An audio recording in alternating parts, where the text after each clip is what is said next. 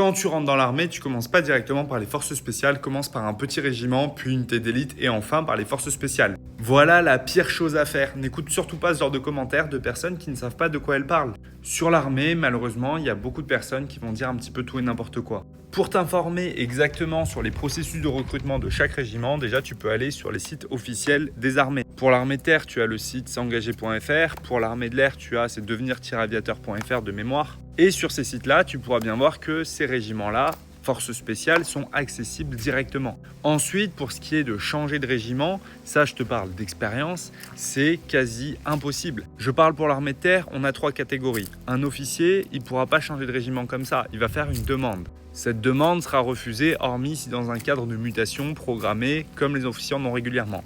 Pour un sous-officier, c'est un petit peu le même processus, simplement c'est plus espacé. Et pour un militaire du rang, 3e catégorie, si tu veux rentrer dans les forces spéciales, tu peux le faire directement. Et ensuite, pour changer de régiment, oublie, sauf raison vraiment valable, bon, en fait, changer de régiment pour un militaire du rang, c'est possible. Simplement, il faut beaucoup de signatures. Ton chef de section doit valider, ton CDU, commandant d'unité, doit valider. Ensuite, le régiment va devoir valider et ton chef de corps, à la fin, va devoir valider. Et ensuite, de l'autre côté, le régiment où tu veux aller, c'est pareil, c'est le même processus. Ça veut dire que passer d'un petit régiment à une unité d'élite, donc un régiment plus stylé, j'imagine, c'est quasi impossible. Mais attention, parce que si tu veux passer d'un régiment classique à directement les forces spéciales, là, il y a des tests et il y a des possibilités avec des sélections, avec un parcours organisé.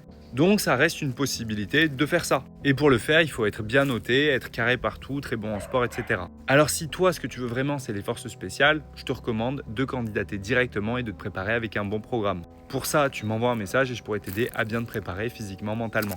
Et si tu veux rentrer comme sous-officier dans les forces spéciales, le mieux aujourd'hui c'est rentrer comme militaire du rang et de basculer en interne. Encore une fois pour l'armée de terre, parce que pour l'armée de terre aujourd'hui en sortie d'école, il n'y a quasiment jamais de place pour les forces spéciales.